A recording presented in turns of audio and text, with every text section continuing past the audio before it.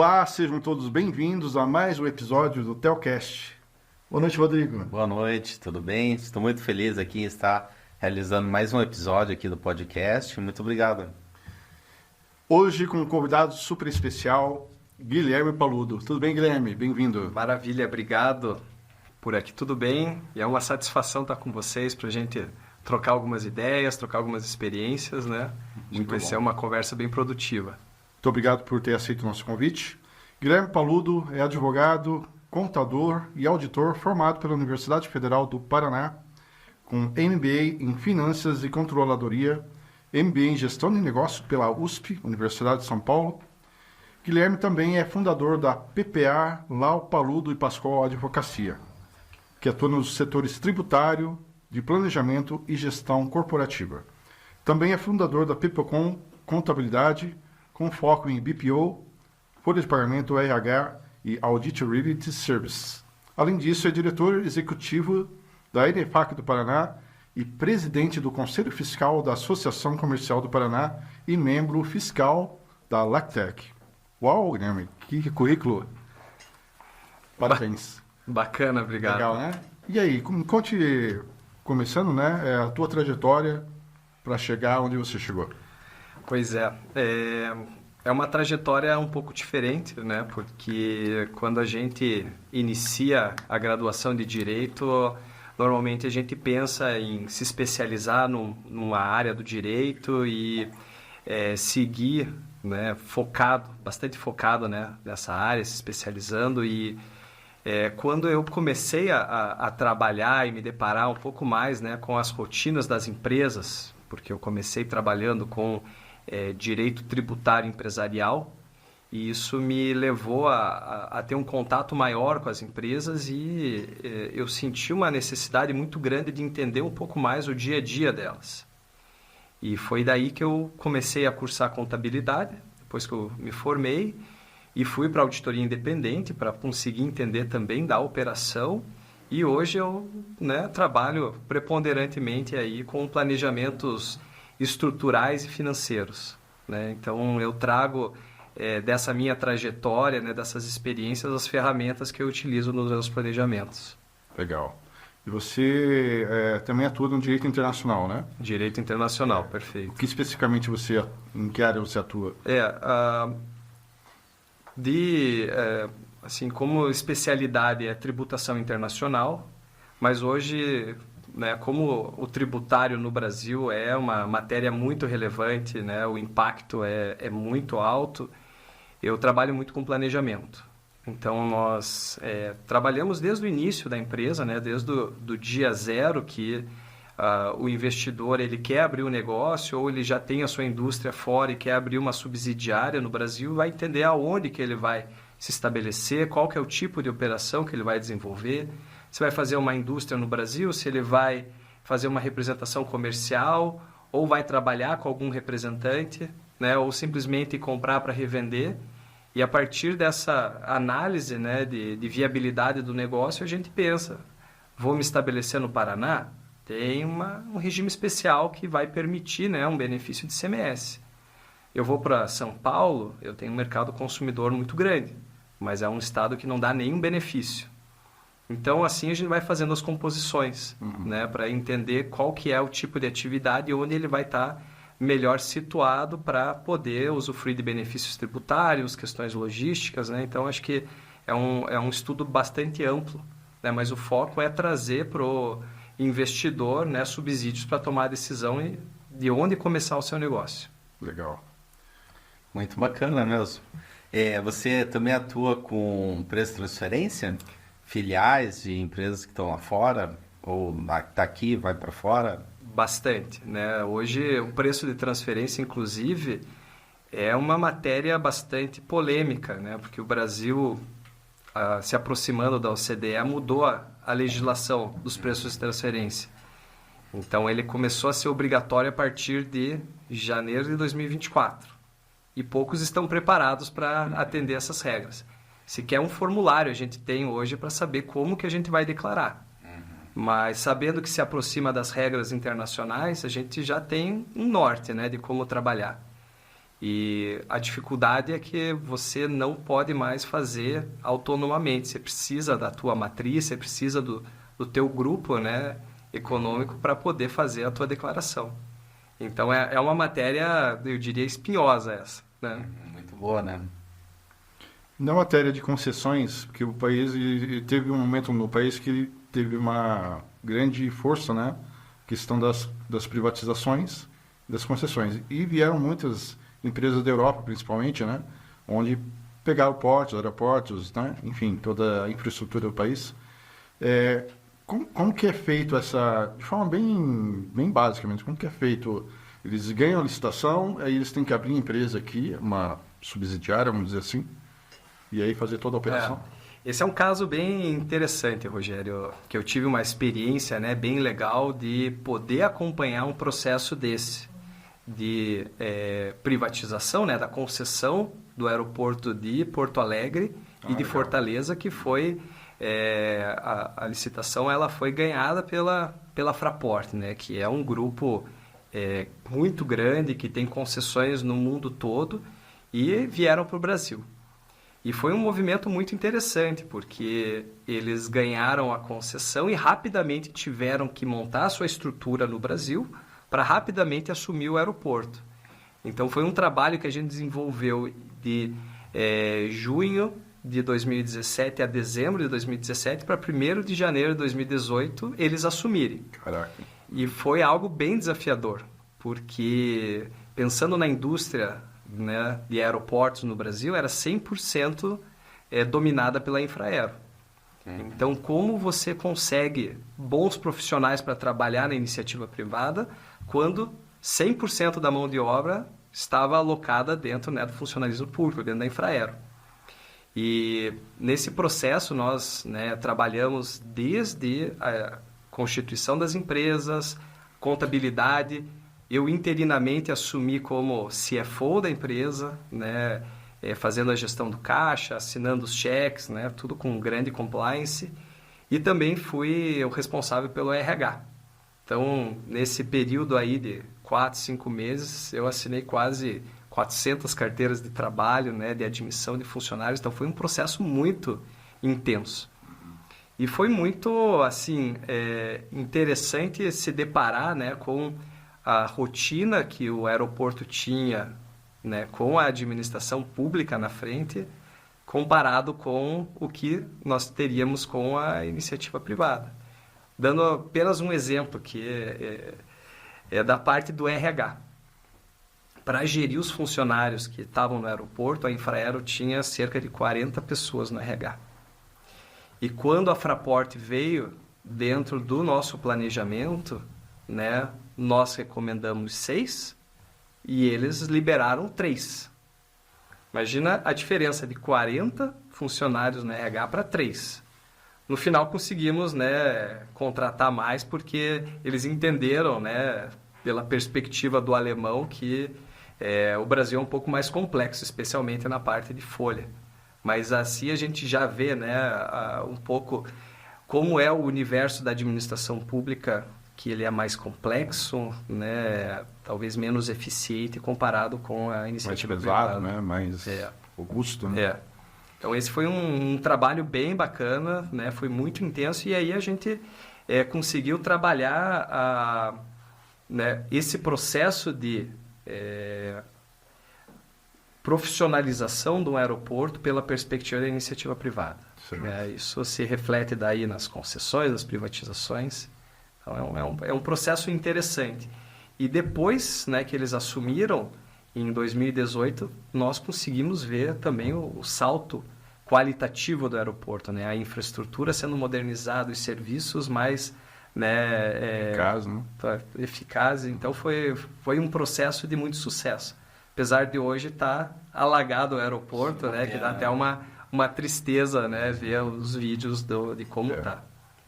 E como que esse grupo empresarial, né, eles, quando eles entram num país como o Brasil, onde a gente tem grandes dificuldades de operação tributária, de operação, né, até de empresarial mesmo, propriamente dito, Como que, você que trabalhou muito perto ali, como que eles enxergam isso quando eles entram numa concessão como essa?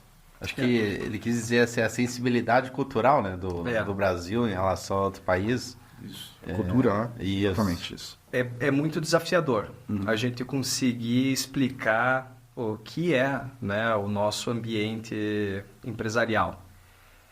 Na parte, quando assim, a gente fala do tributário, já é bem desafiador. Quando a gente fala da legislação trabalhista, é uma coisa assim que eles não conseguem entender. Pegando assim, eu vou trazer alguns exemplos que eu acho que é legal para mostrar.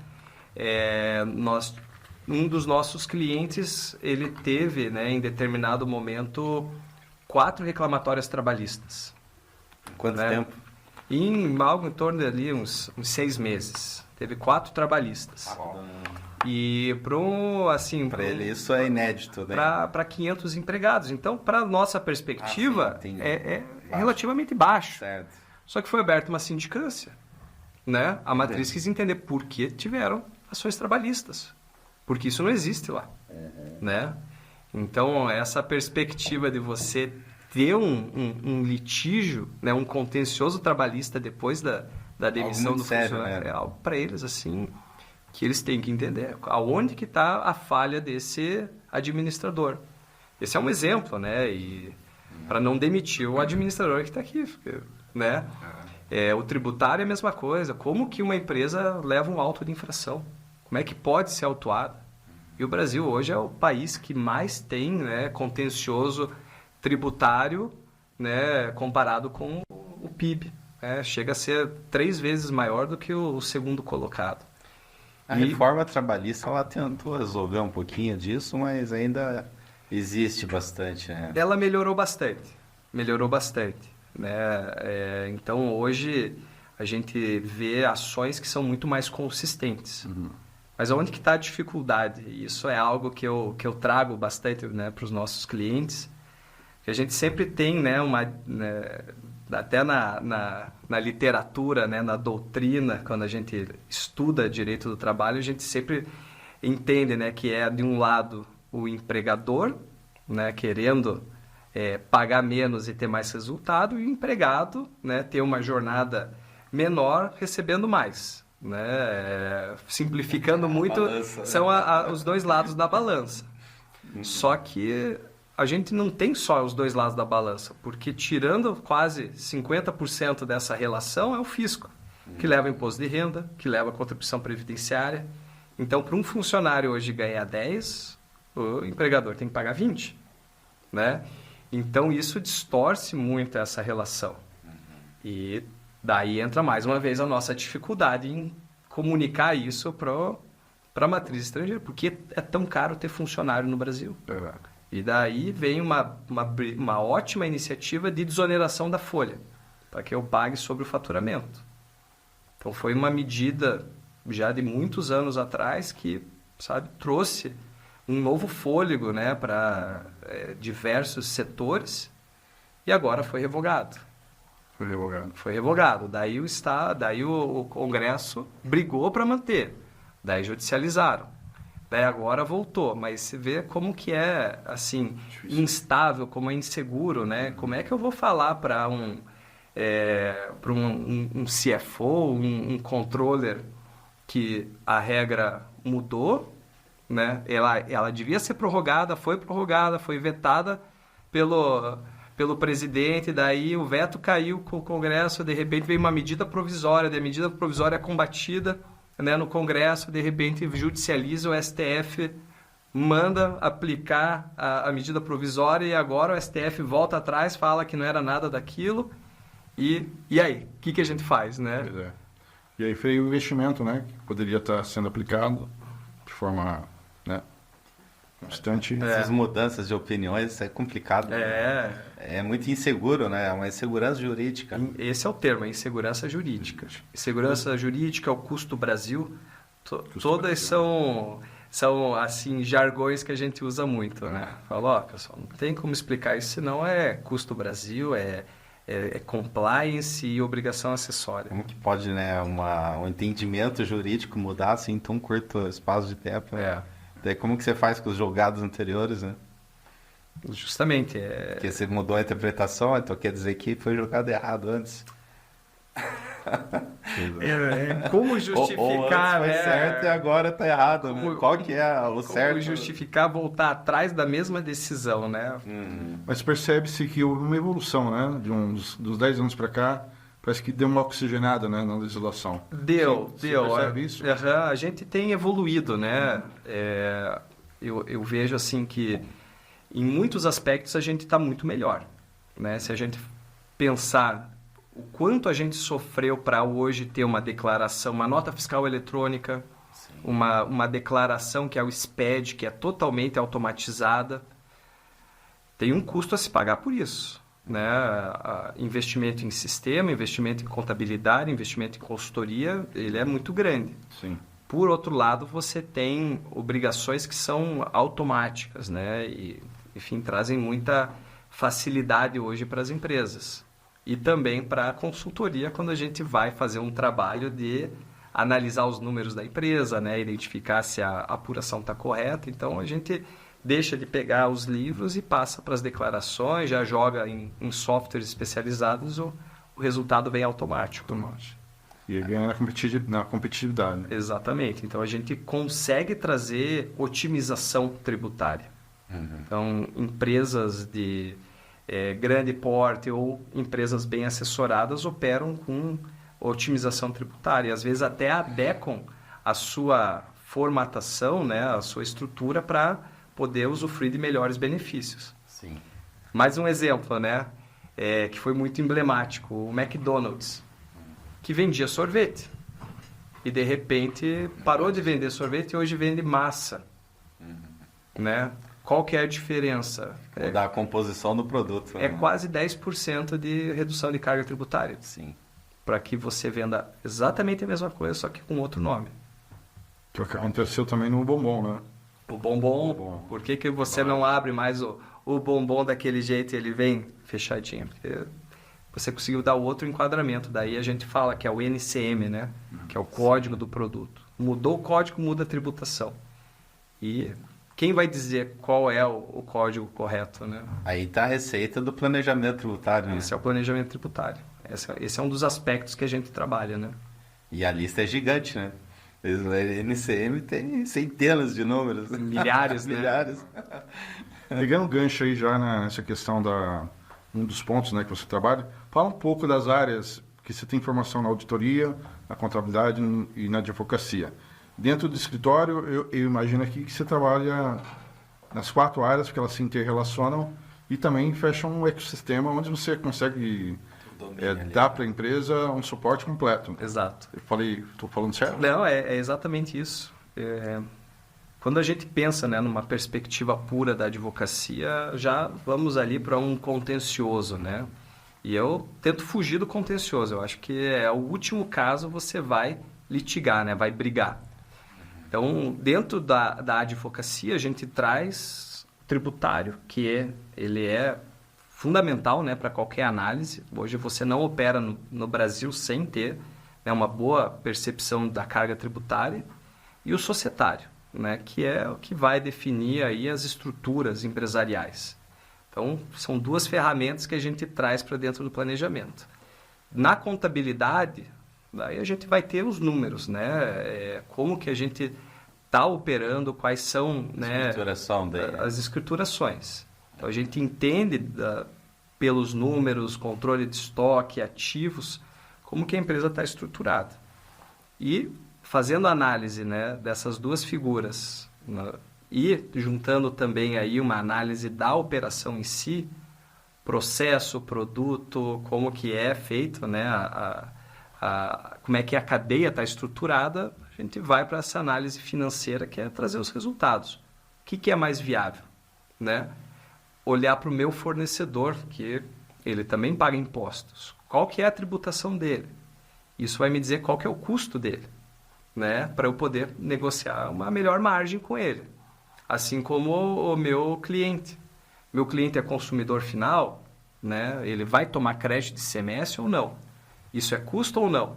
Porque às vezes eu mudo alguma percepção do meu produto e deixo de ser um fornecedor e passo a ser um prestador de serviço. que embute o produto dentro da prestação de serviço. E a questão da bitributação?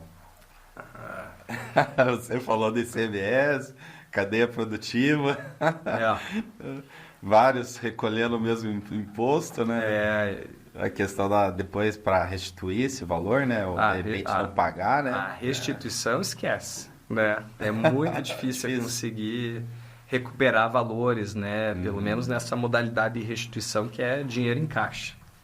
O que a gente consegue muito é fazendo uma análise da operação pedir o pagamento. Pedir o crédito para depois abater a compensação. Isso daí é muito comum, mas não decorrência de pagamento errado. Pagou errado, no Brasil você paga 2 vezes. Né? É o que acontece. Infelizmente. Então, a gente faz muito trabalho de levantamento de crédito, né? de avaliação do como que está a estruturação do negócio. Mais um exemplo, né? O importador compra o produto da matriz e revende. Revenda de produto importado em operação interestadual está sujeito a alíquota de 4%. Mas eu pago 18% na importação. Se eu pago 18% na importação e vendo a 4%, o que acontece? Eu fico acumulando crédito. É caro para mim, né? Melhor é usar todo o meu crédito e não acumular. Mas eu fico acumulando.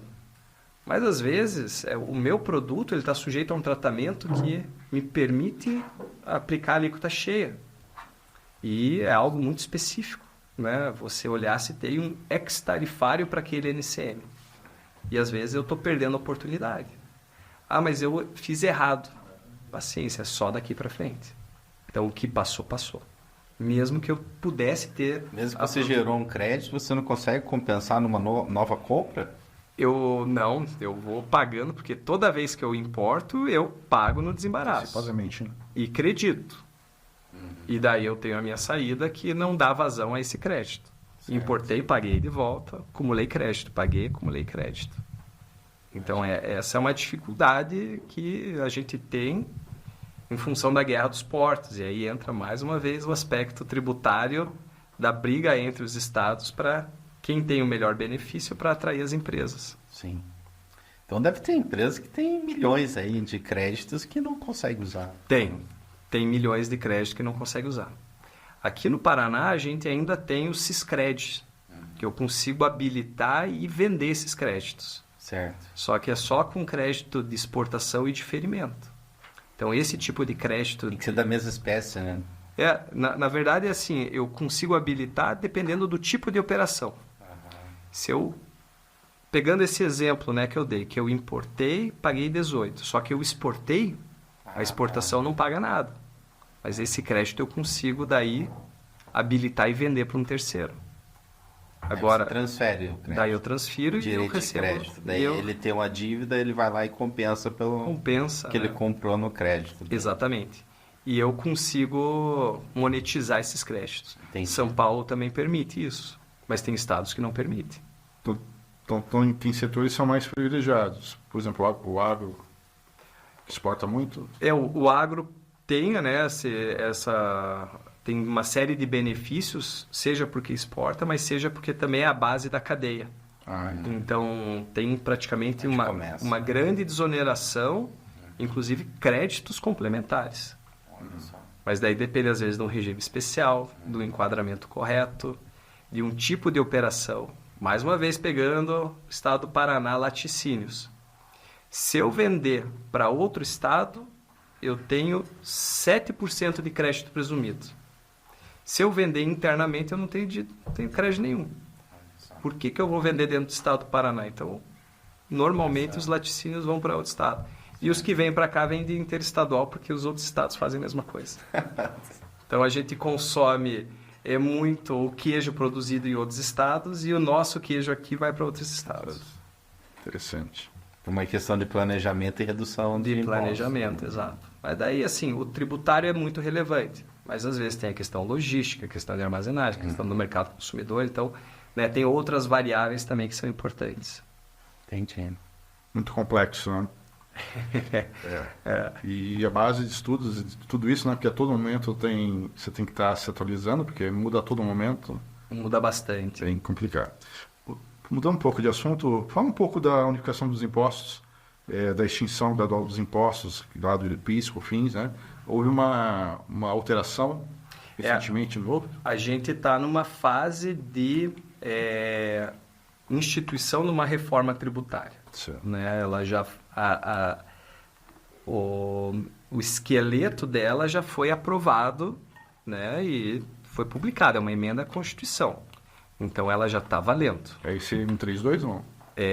Isso. Esse Então, 132. ela já está valendo. Emenda à Constituição. A ideia é simplificar, né, a cobrança.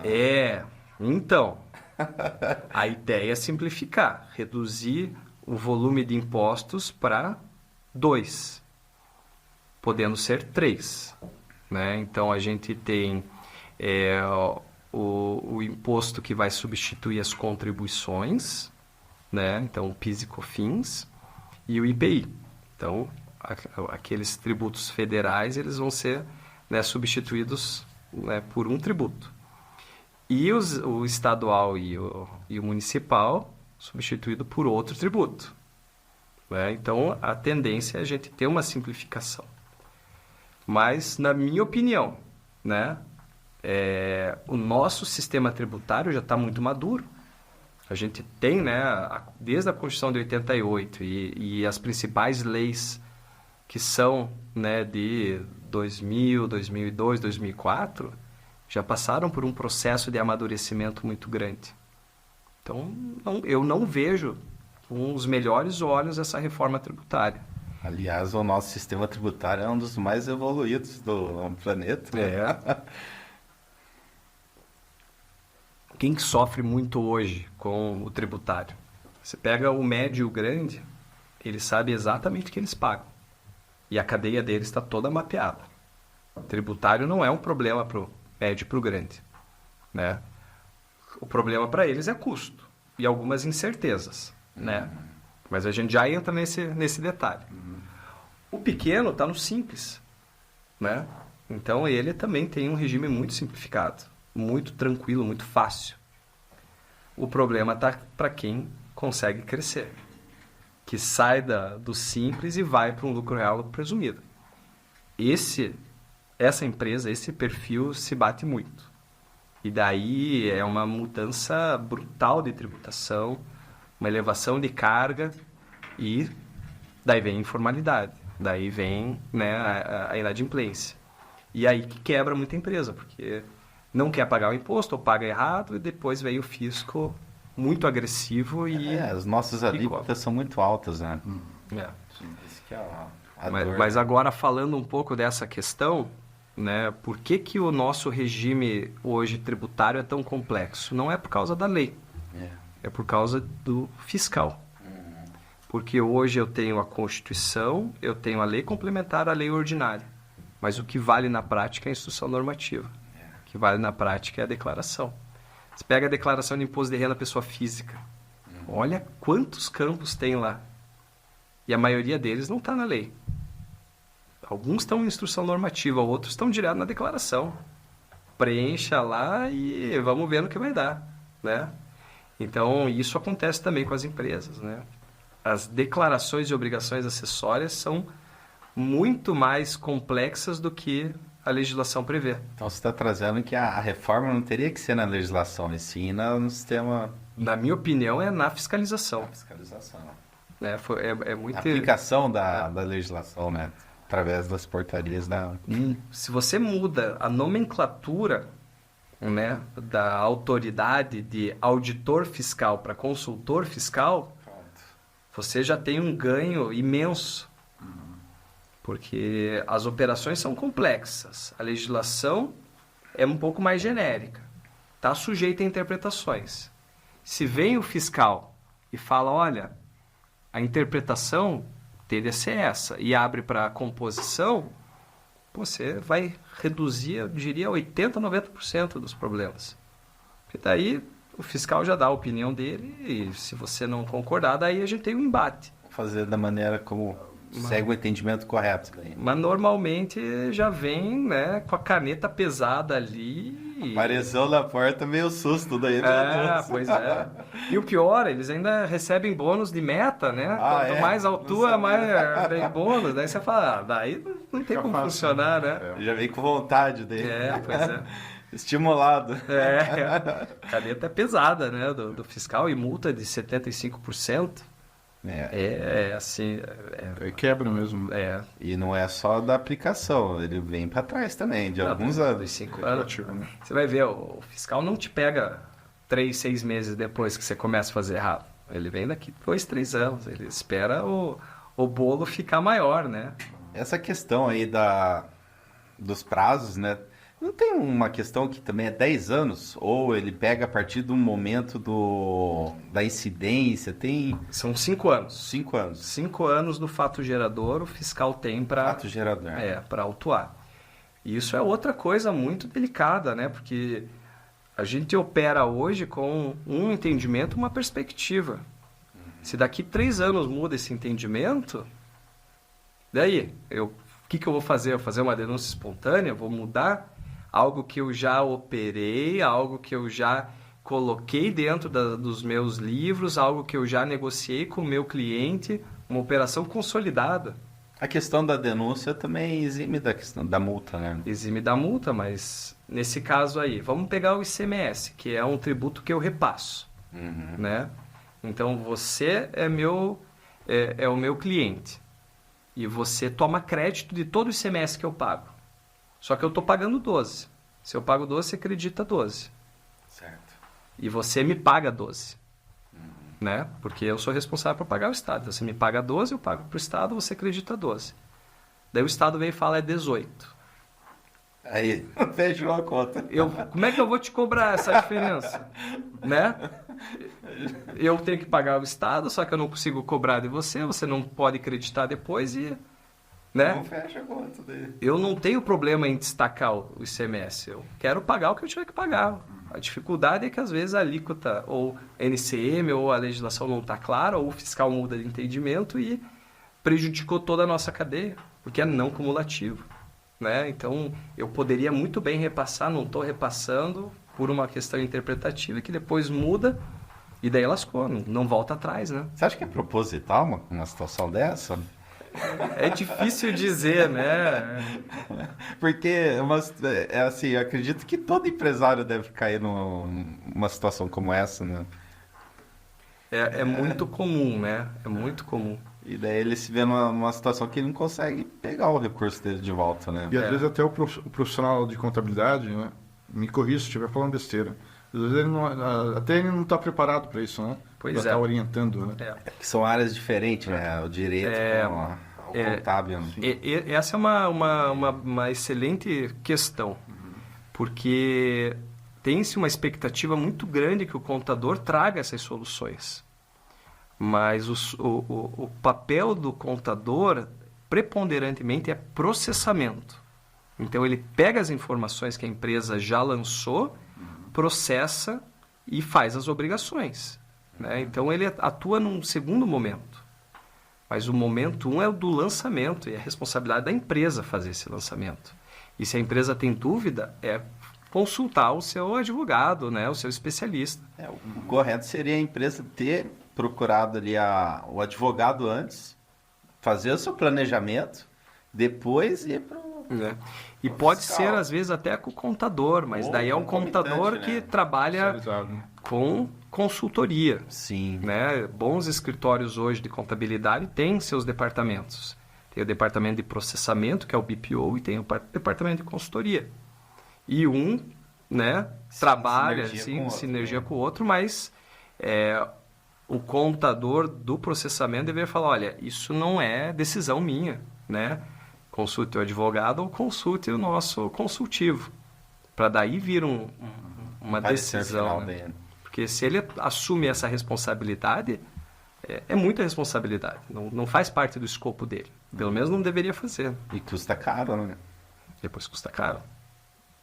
E hoje a maioria das empresas não tem essa preocupação, né? Culturalmente tá focado na operação que às vezes nem Eu só quero entregar lá pro contador, ó, se vira, né? E o contador tá lá para emitir o documento, para entregar para o fisco, né? Aí a bomba mas- estoura, pô, você não me avisou, né? Pois é. É bem assim. E o contador também está muito sobrecarregado, né? Você pega agora começa assim o prazo para entrega, né? Inicia-se assim a contagem regressiva para entregar a ECD, que é a declaração contábil. Cara, é de uma complexidade extrema a ECD. Você tem que abrir nota a nota, lançamento por lançamento, aonde que isso transitou dentro da contabilidade. Pega uma venda, né? Uma venda tem um desdobramento tributário, contábil, de estoque, gera inúmeros lançamentos e você tem que colocar tudo isso dentro daquela declaração. É reportar para o fisco exatamente o que aconteceu. Então, é uma obrigação muito complexa. Se você tem que fazer isso na mão, você não faz. Daí exige já um sistema muito bom, que daí já é custo, que daí já é dispêndio, né, de parametrização. Da declaração contábil vem a ECF, que daí é a declaração fiscal, mais complexa ainda.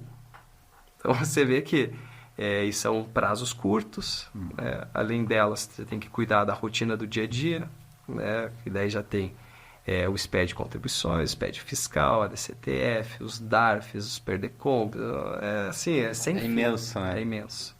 Por isso que eu digo, aonde talvez fosse a nossa melhor reforma seria aí, né? Em a gente conseguir cuidar dessas obrigações, dessas declarações e não começar do zero com mudança de impostos, né?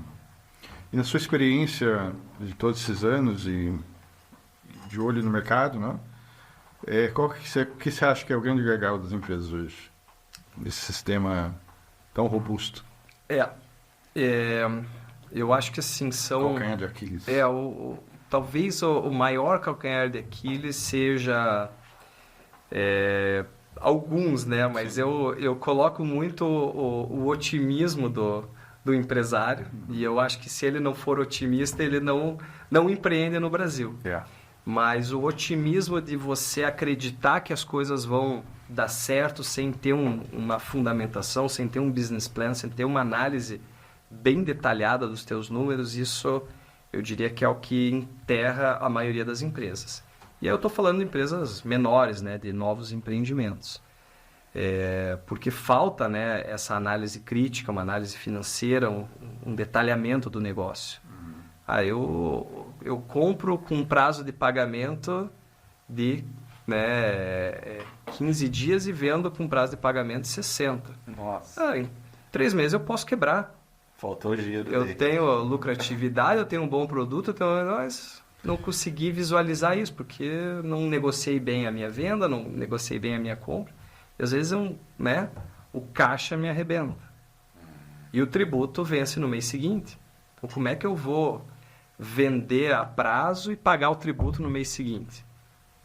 E pagar o meu fornecedor no mês seguinte? E pagar a minha folha no mês seguinte? Então, é um otimismo de que vou vender mais e vou conseguir trazer esse caixa para fazer frente. Do empreendedor. E são questões inegociáveis. Salário é inegociável, tributo é inegociável, né? Fornecedor é inegociável. Se eu não pago, ele não me manda minha matéria-prima, eu não produzo. Então eu vejo essa dificuldade muito, muito aparente nesses perfis de empresa. Empresas de maior porte, daí já é uma complexidade maior, né? Às vezes é uma mudança de política econômica, às vezes é uma mudança da própria tecnologia ou do produto que não conseguiu amadurecer com o mercado, né? Então são outros fatores, né? O que eu percebo assim no mercado que a gente conhece é que médias empresas, de pequena para médias empresas, muitas vezes o empresário não conhece seus números, né? E aí às vezes está perdendo dinheiro lá no estoque, né? Ou perdendo dinheiro na operação, mas não tem aquela vontade de mudança, aquela vontade de tentar entender os números. Só simplesmente quer fazer a operação. E isso, às vezes, o cara está trabalhando no prejuízo, né? Trabalhando na... Está preocupado com o faturamento e não percebe que a venda, às vezes, é deficitária, né? Deficitária. Existe uma resistência muito grande, né? Em fazer operação, essa operação de controle, né? para pegar e colocar na prática. E, Às vezes e o cara aí, tá passando quando ele 2 faz- milhões de reais na conta do cara, ele tá achando que tá ganhando muito dinheiro e vai ver E às o vezes, lucro é muito pequeno ou até negativo. Né? e às vezes tem uma certa informalidade ali e um descontrole que pega aquele capital e compra um carro.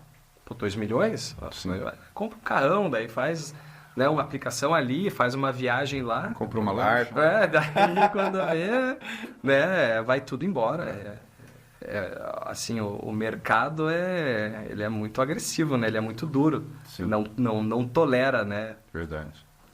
Mas a tecnologia está ajudando bastante nesse aspecto, né? Trazer ali um controle e uma visibilidade aí do seu fluxo. Se lançar todos os valores ali bem certinho, a pessoa vai... Você tem ferramentas muito boas aí no mercado, né? Os programas, né? Os ERPs, eles são fantásticos. Atendem praticamente todo tipo de atividade e, assim, e para todo gosto, né? Você tem para o mesmo ramo 15, 20 opções, né? Desde a mais complexa para a mais simples, desde a mais cara para a mais barata. Tem, né, softwares que são gratuitos. Aonde que está o problema? É lançar. Você tem a cultura de lançar. Abrir o aplicativo. Abrir lá e fazer o lançamento. Lançamento, Porque daí você precisa, não basta só ter o software, tem que ter a cultura de lançamento, a parametrização correta. Comportamento, né? E principalmente ter uma utilidade para aquilo, né? Lanço, mas não olho meus números, depois de uns meses eu falo, nem vou lançar mais, né? E daí vai para boa planilha, né? Que também funciona até certo ponto, né? Então, na tua visão, o sistema tributário hoje ele está bem evoluído, ele está bem moderno, vamos dizer assim. O Rodrigo é um dos sistemas tributários mais modernos do mundo, né? É o mais moderno do mundo. E eu posso pegar também um exemplo, né? Mais um para falar, de uma delegação da Alemanha que veio para o Brasil. Eu ia falar assim. E eu acompanhei eles na Receita Federal, a gente Nossa, teve algumas legal. dinâmicas lá com eles. Entender o que é o SPED, a nota fiscal eletrônica. Então. E foi, assim, muito interessante o feedback deles. Falaram, Uma comitiva. uma comitiva, para entender o sistema tributário brasileiro. Você vê da Alemanha. Veio por meio da Câmara Brasil-Alemanha, aqui do Paraná, e a gente foi juntos lá na Receita. Que bacana. E eles ficaram assim impressionados. Eu falei, nossa, é revolucionário o que vocês têm aí. Isso faz alguns anos, na época do SPED, né? E eles falaram, tá, mas pra gente não tem aplicabilidade nenhuma. Né? Primeiro porque a gente tem um IVA, um único imposto. A gente já está indo para 2, né? Não quer simplificar, mas já vai para 2. Eles têm um único imposto e, assim, acredita tudo que tem na entrada, debita a saída, uma declaração mais simples, né? Um volume muito menor de obrigações. Então, eles falaram, funciona para a gente. E o principal, né? Não tem jeitinho. Muito sério, né? Então, hoje a gente tem mecanismos de fiscalização. Porque se não tiver, vai acontecer desvios, né? E lá, culturalmente, é uma coisa mais, né, linear, mais compliant, né? O pessoal cumpre a regra. Então, a contrapartida é essa. Você presume-se a tua inocência. E no nosso tributário, não. Aqui no Brasil, presume-se que você está errado e vai se explicar depois. É reversa. Guilherme Paludo, advogado, contador e auditor. Guilherme, deixa sua mensagem final. Já tá. Ficaríamos aqui horas discutindo sobre esse tema que é muito abrangente, né? Muito bacana. Mas a gente tem o nosso tempo aqui. Então deixa sua mensagem final aí pra gente. Então, não vendendo, né? Que é o querendo vender o nosso trabalho, mas hoje é fundamental, né? Para qualquer empresa trabalhar bem assessorada. Seja com uma boa contabilidade, seja com uma boa consultoria, porque sem esses profissionais você não consegue entender, né, adequadamente seus números e às vezes você está perdendo oportunidades, né? Está perdendo competitividade, porque o teu concorrente ele pode estar, né, se utilizando de uma estrutura mais robusta e mais completa e aí tendo melhores resultados. E às vezes, né, o problema não está no produto, às vezes o problema está realmente em você estar com, né, uma otimização financeira, uma otimização tributária e utilizando bem os seus recursos, né? Seja eles ativos, seja eles intangíveis. Então, consulte, né? Um bom profissional, seja ele contador, seja ele advogado, seja ele, né, um financeiro, para que você consiga ter visibilidade do teu negócio. Deixe também suas redes sociais, seus contatos. Então, hoje no meu Instagram é GC Paludo, né? E no LinkedIn nós temos o escritório, que é o PPA Law, que também tem muita informação, né? A gente publica legal. bastante as novidades aí legislativas, né? Das jurisprudências, então é legal acompanhar para ter sempre acho que umas 2 vezes por semana a gente publica alguma novidade. Muito Você vê conteúdo. como tem novidade, né? Os artigos tem. Bacana. Então é isso. Encerramos nosso episódio do Telcast. Siga-nos nas redes sociais, @telcastoficial. Obrigado pela presença, por estar sempre nos prestigiando e até a próxima.